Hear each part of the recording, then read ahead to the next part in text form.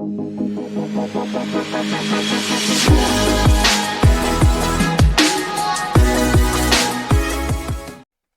Everyone, next topic जो अपन चालू करने वाले हैं जिसका नाम है robotic process automation. Robotic process automation के बारे में कुछ भी बात करने से पहले मैं आपको सबसे पहले एक बताना चाहूंगा, एक वीडियो जो है आपकी स्क्रीन पे।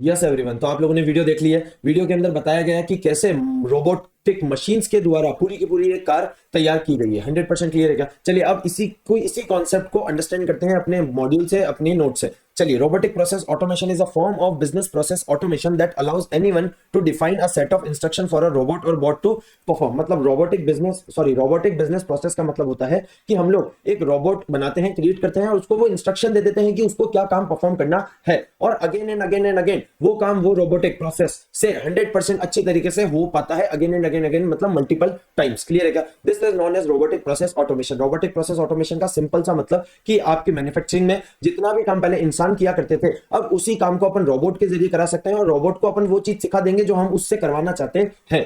फॉर एन एग्जाम्पल, आप लोगों ने जो वीडियो देखी थी उसके अंदर बहुत सारी जगह रोबोटिक के जो हैंड्स थे वो कुछ ना कुछ काम कर रहे थे according to the instruction feed into them. उनके माइंड में, उनके कंप्यूटर के पीछे जो इंस्ट्रक्शन फीड है वो रोबोट उसी तरीके से एक्ट करेगा। That is known as robotic process automation. मतलब सिंपल सी बात है, सारा का सारा काम ऑटोमेट कर दो। कैसे?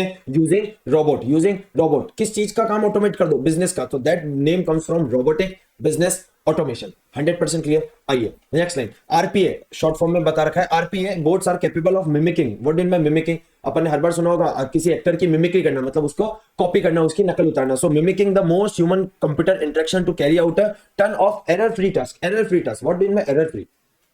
क्या आप और हम अगर कोई काम करते हैं तो उसमें क्या गलती होने का स्कोप है? यस, बिकॉज ह्यूमन से ही गलती होती है, ह्यूमन एरर। बट अगर यही काम मैं किसी रोबोट को दे दूं और उसके अंदर कोई चीज फीड कर रखी है, बट रोबोट हमेशा वही काम उसी तरीके से करेगा, यस, क्या गलती होने के चांसेस है? नहीं है। मतलब जब भी रोबोट से अपन कोई काम करवाते हैं, रोबोट का काम के अंदर होने वाली एरर के चांसेस, मैं नहीं बोल रहा हूं जीरो होते, but most of the cases के अंदर देखा गया है कि रोबोट ने जो काम किया उसके अंदर जो एरर्स थी वो ऑलमोस्ट जीरो थी, या ह्यूमन एरर से तो काफी कम थी। तो जब भी अपन कोई काम रोबोट से करवाते हैं, इसका मतलब वो काम के अंदर एरर होने के चांसेस ज्यादा है या कम है? डेफिनेटली कम है। That's why here it is mentioned that error free task at high volume. आपको कोई काम बार बार करने के लिए बोलूंगा, एक टाइम पे आपको आ जाएगी बोर्डम। यस और नो? बोर होने लग जाओगे एक ही काम करने से। बट रोबोट बोर होगा क्या? नहीं। तो हाई वॉल्यूम मतलब बार रिपीटेडली वो वही काम हजारों बार कर सकता है। क्लियर है क्या? एंड स्पीड, ऑब्वियसली रोबोट की स्पीड हम इंसानों से क्या होगी? फास्ट होगी, because machine always perform faster than human beings. यहां तक कोई एरर, यहां तक कोई दिक्कत? नॉट एरर, यहां तक कोई दिक्कत? Absolutely not. नेक्स्ट,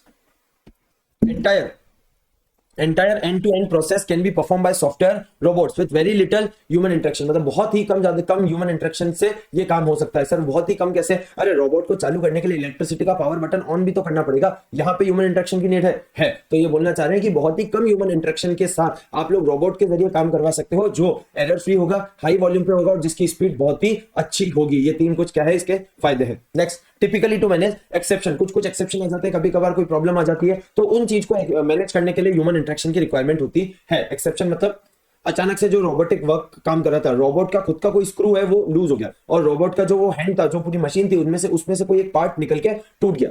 क्लियर है क्या? ये एक्सेप्शन है क्या? यस। बट रोबोट ने क्या काम गलत किया? नहीं, रोबोट खुद ही एक एक्सेप्शनल केस में टूट के गिर गया। हम क्या करेंगे? ह्यूमन जाएगा वापस उस रोबोट के हैंड को या रोबोट के मशीन के पार्ट को वापस फिट करेगा, स्क्रू को टाइट कर देगा। That is what human interaction typically to manage exception. कुछ एक्सेप्शनल सिचुएशन के अंदर मैनेज करने के लिए चाहिए होता है। That's it. क्लियर है क्या? Next, benefits of RPA. RPA के क्या बेनिफिट्स है? बहुत ही इजी। पहला, डिक्रीज साइकिल टाइम। ये क्या रोबोट स्पीडली काम करते हैं? हाँ, तो साइकिल टाइम क्या हो जाएगा? Reduce. What do you mean bye cycle time? Cycle time is what कि कोई भी काम ए से चालू हुआ, पॉइंट ए से पॉइंट बी पे गया, ए से बी, वापस B say that is a से बी वापस बी से, this is known as cycle time. इंसान को ये काम करने में मान लो 1 घंटा लगता है, तो रोबोट इस काम को 30-20 मिनट्स में कर देगा। तो क्या हो जाएगा, टाइम इंक्रीज हो जाएगा, जिससे किसी भी चीज की साइकिल टाइम क्या हो जाएगी, रिड्यूस हो जाएगी। क्या हो जाएगी, रिड्यूस हो जाएगी। Next point, flexibility and scalability. Flexibility and scalability, what do you mean bye flexibility? जब चाहे अपन रोबोट को स्टार्ट या बंद कर सकते हैं, यस। एक्स्ट्रा रोबोट लगवाना चाहे तो लगा सकते हैं, हाँ। कल किसी रोबोट को कोई अपना काम नहीं आ रहा, उस रोबोट को हटा सकते हैं, हटा सकते हैं। That is what flexibility and scalability. Flexibility and scalability का मतलब होता है जब चाहे आप उसकी नंबर ऑफ मशीन्स, रोबोट की नंबर ऑफ मशीन्स बढ़ा सकते हो और नंबर ऑफ मशीन कम कर सकते हो। That is known as scalability and flexibility. Scalability and flexibility. Next क्या है, इंप्रूव्ड एक्यूरेसी। ऑब्वियसली मैंने अभी बताया, इंसान जो काम करेंगे एरर होने के चांसेस ज्यादा है, बट यही काम अगर कोई रोबोट कंप्यूटर सिस्टम करेगा तो एरर होने के चांसेस इंसानों से बहुत ही ज्यादा कम है। तो एक्यूरेसी मतलब करेक्टनेस क्या हो जाएगी, इंप्रूव। मतलब हर बार काम 100% वही होगा क्या, यस 100% वही होगा। क्लियर है क्या, पक्का। Next, improve employ moral.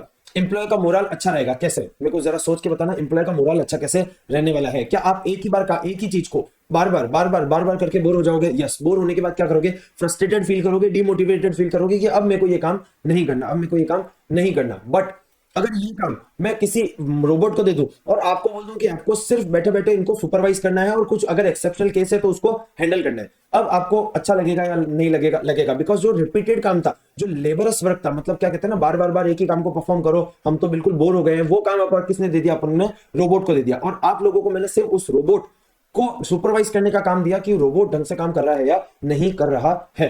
आपका मोरल, आपका मोटिवेशन इंप्रूव होगा या डिक्रीज होगा, इंक्रीज होगा या डिक्रीज होगा? डेफिनेटली इंक्रीज होगा। तो लिख रखा है इंप्रूव एम्प्लॉय मोरल के ब्रैकेट में लिख दीजिए motivation. Next is detail data capture.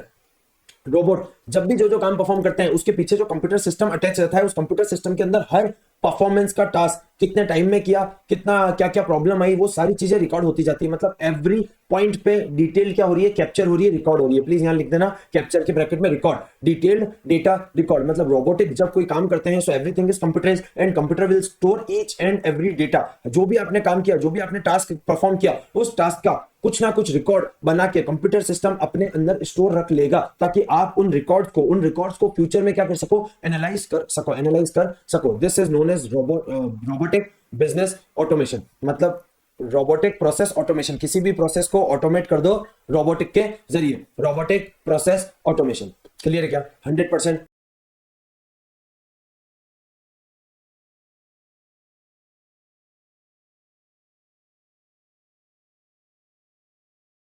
Next topic है अपना डिजिटलाइजेशन ऑफ स्पोर्ट्स। बहुत ही इजी टॉपिक।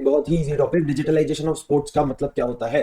पहले भी स्पोर्ट्स खेले जाते थे, मतलब टेक्नोलॉजी से पहले, यस। आज की डेट में भी स्पोर्ट्स खेले जाते हैं, yes. But due to the technology, वहां कहीं एक जगह जो स्टेडियम में मैच चल रहा है, उसका डायरेक्ट टेलीकास्ट आपके मोबाइल स्क्रीन पे, आपके टेलीविजन पे हो पा रहा है with the help of technology. And this sports का डिजिटलाइजेशन करना, मतलब इसको कंप्यूटर स्क्रीन तक या टेलीविजन की स्क्रीन तक लाना, that is known as digitalisation.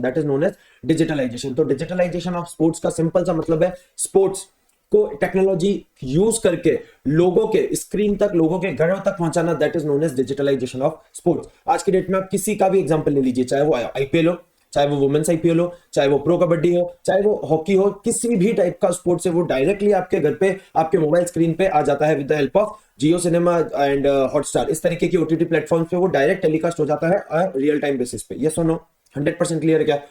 This is known as digitalisation of sports. समझाने के लिए यहाँ कुछ नहीं है, यहाँ अपन को थोड़ा सा इसको रीड आउट करके याद करना पड़ेगा। क्या करना पड़ेगा? याद करना पड़ेगा। चलिए पहली लाइन पढ़ते हैं। Technology is playing a larger role than ever in the lives of die-hard fans and followers, opening the way for sports organization to create new innovative customer experience। मतलब कस्टमर को एक अच्छा एक्सपीरियंस देने के लिए वो लोग टेक्नोलॉजी को यूज कर रहे हैं, ताकि आपको बहुत दूर जाके स्टेडियम पे मैच देखने की बजाय वो स्टेडियम का डायरेक्ट टेलीकास्ट क्या हो जाएगा, आपके घर तक पहुंच जाएगा। क्लियर है क्या? सेकंड लाइन हाईलाइट करना, partnering with broadcasters. What do you mean by broadcasters? Sony, Star, ये सब क्या है? ब्रॉडकास्टर्स है। तो ये लोग स्पोर्ट्स जो ऑर्गेनाइजेशन है, ये ब्रॉडकास्टर्स के साथ पार्टनरशिप कर रही है। क्या कर रही है? पार्टनरशिप कर रही है, ताकि ये लोग, कौन?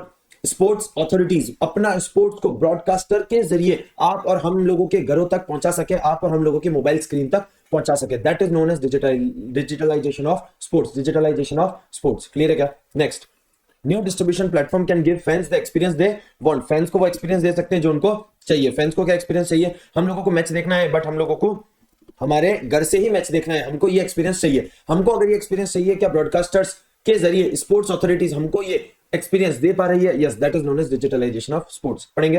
And capture viewership across multiple devices including mobile के अंदर भी आपको व्यूअरशिप मतलब व्यू करने का अथॉरिटी या व्यू करने की फैसिलिटी मिल रही है। क्लियर है क्या? Next, sports organisation need to strategically leverage digital media. Leverage का मतलब होता है फायदा उठाना, डिजिटल मीडिया का फायदा उठा के to build direct connection with fans. मतलब स्पोर्ट्स ऑर्गेनाइजेशंस डिजिटल मीडिया का फायदा उठा के फैंस के साथ डायरेक्ट कनेक्शन स्टैब्लिश कर पा रही है इन टुडेज टाइम। आज के 10 साल 15 साल पहले ऐसा कुछ भी नहीं होता था। क्लियर है क्या? Next, one way is to partner with broadcasters to master content across multiple channel. इसका एक तरीका क्या है कि ब्रॉडकास्टर्स के साथ पार्टनर कर लो ताकि आपका कंटेंट मल्टीपल चैनल्स के अंदर दिखेगा। कैसे? रियल टाइम कैसे रियल टाइम मतलब तुरंत, और तुरंत आप लोगों के गेम के बीच में, हर ओवर के बीच में एक एडवर्टीजमेंट आता है कि यस, तो आपके पास मार्केटिंग अपॉर्चुनिटीज भी क्रिएट हो रही है, मार्केटिंग अपॉर्चुनिटीज भी क्रिएट हो रही है, real time marketing opportunities.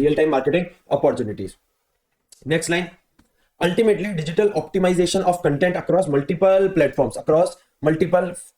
will help broaden content reach for sports organization। मतलब स्पोर्ट्स ऑर्गेनाइजेशन की जो रीच है, मतलब जैसे कि फॉर एन एग्जांपल आज का जो मैच हो रहा है, सपोज कर लीजिए आज एक मैच है, वो मैच हो रहा है नरेंद्र मोदी स्टेडियम अहमदाबाद में। तो इन लोगों का टारगेट क्या होगा कि अहमदाबाद के सारे लोग हैं, ज्यादा से ज्यादा गुजरात के सारे लोग यहाँ पे मैच देखने आ जाए, यस और नो। बट अगर डिजिटलाइजेशन हो जाता है और इस मैच का डायरेक्ट ब्रॉडकास्ट आपके टेलीविजन या आपके मोबाइल स्क्रीन पे आ रहा है, तो इनकी मार्केट, इनका व्यूअरशिप का टारगेट सिर्फ गुजरात रह गया या अब ऑल ओवर इंडिया या ऑल ओवर द वर्ल्ड हो गया, that is known as broaden the content reach for sports organisation. Clear है क्या? Next, Many sports fans are no longer interested in the game alone। सिर्फ और सिर्फ game के अंदर इंटरेस्टेड नहीं है, they crave for the kind of exclusive and shareable experience that can be amplified by technology। उनको गेम तो पसंद है, बट सिर्फ गेम नहीं, गेम के साथ जो और क्या कहते हैं ना, अदर गेम्स खेलने में मजा आता है, उसके अंदर भी उन लोगों को मजा आता है। जैसे हॉटस्टार पे आपने देखा होगा गेम मैच का एक्सक्लूसिव ब्रॉडकास्ट ऊपर चल रहा है, बट नीचे आप प्रिडिक्ट कर सकते हो कि अगली बॉल पे क्या होने वाला है। तो ये जो एक्सपीरियंस है, this experience can be much more excitement for the fans, much more excitement for the fans। clear है क्या? 100%। so this completes your topic digitalization of sports।